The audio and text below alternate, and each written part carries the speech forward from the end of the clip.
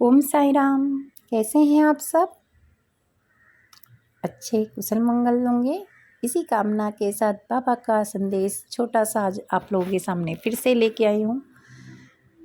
ये हमारी भक्ति को और शक्ति को ज़रूर बढ़ाएगा। इसी कामना के साथ मैं आज आप लोगों के सामने शिव भक्ति और शिव जी का महानता बताऊंगी। कई लोग बहुत परेशान होते हैं कि मेरे द्वारा कुछ गलत काम हो गया है, ऐसा है वैसा है। बहुत सारे क्वेश्चन मार्क रहते हैं, हमारे दिमाग में चलते रहते हैं, क्योंकि हम इंसान है ना, तो हम भटकते ही रहते हैं और हमारे द्वारा होता ही है। कितना भी अच्छा इंसान होने दो, उसके द्वारा कुछ ना कुछ पाप जरूर होता है। कोई इंसान दूध का धुला नहीं होता, ये याद रखना।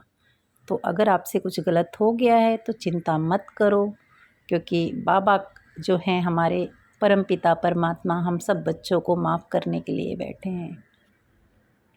जाने अनजाने में बहुत सारी गलतियां होती हैं हमसे। अभी चलिए हम कुछ कहानी के जरिए मैं आपको बताऊंगी।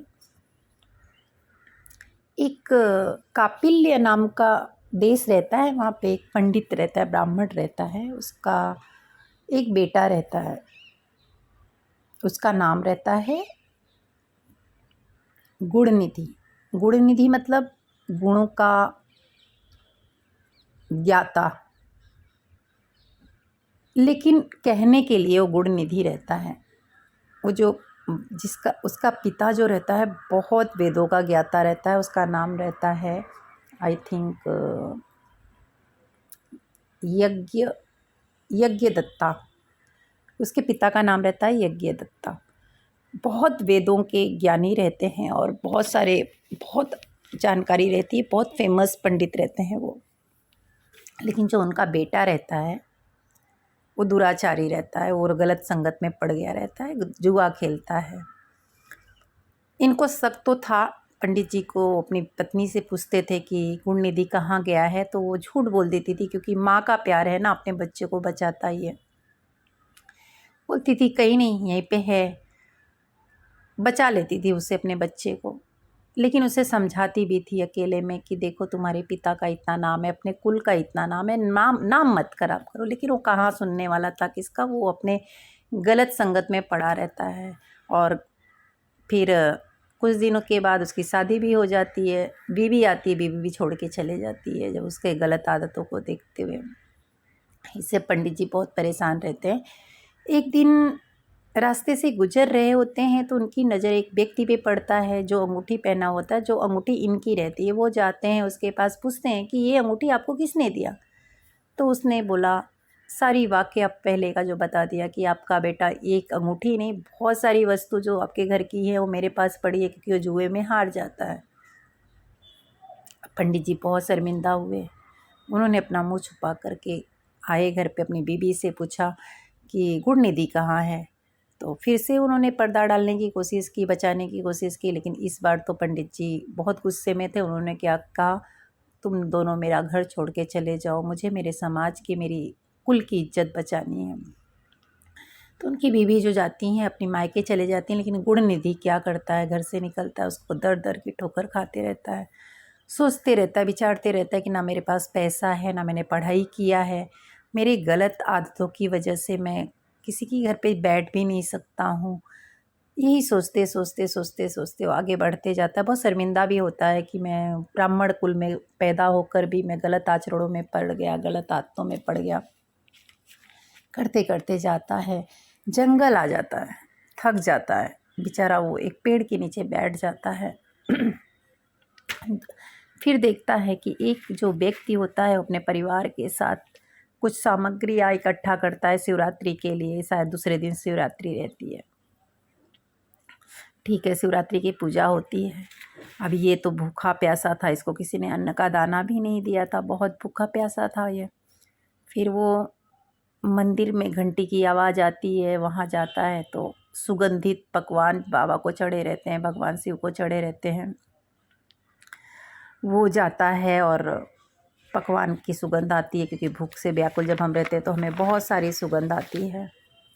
वह इंतज़ार करता है कि अभी जाऊंगा तो नहीं मिलेगा, इससे अच्छा जब सब सो जाएंगे तो मैं जाऊंगा। यही सब सोचते रहता है, बोलता है कि अरे क्या करूं मैं, मेरा तो कोई यहाँ पे परिचित भी नहीं है कि जो मुझे कुछ मदद कर सके, कोई नहीं। अब रात का इंतज़ार करने लगता है। जब रात होती है फिर जाता है, दबे पाँव मंदिर में घुसता है।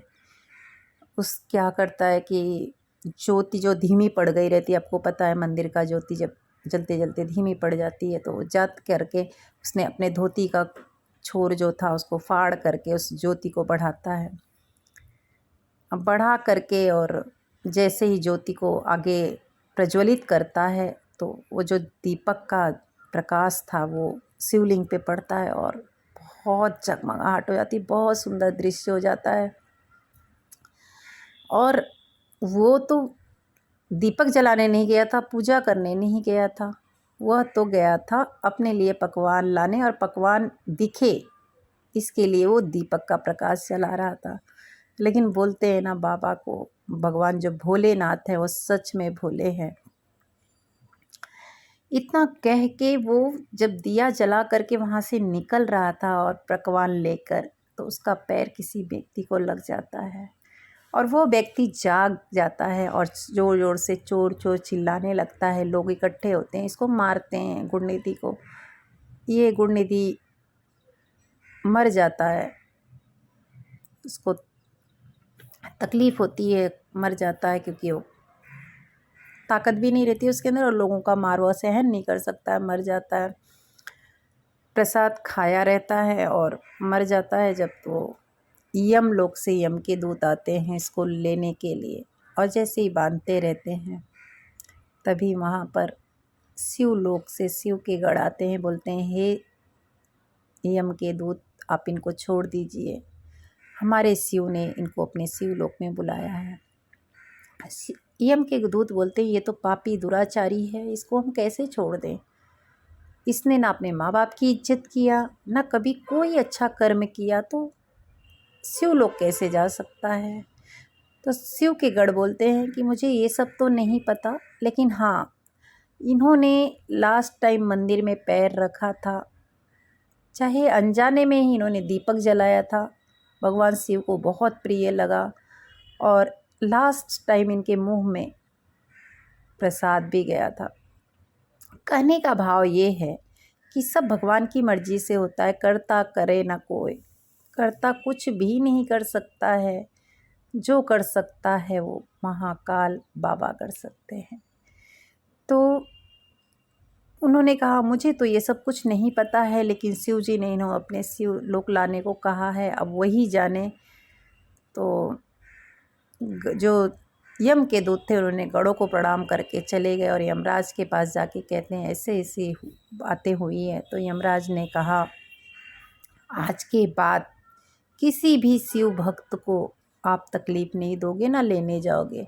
शिव जी जो करना चाहें उनको सज़ा देना चाहें नहीं देना चाहें वो उनकी मर्जी है।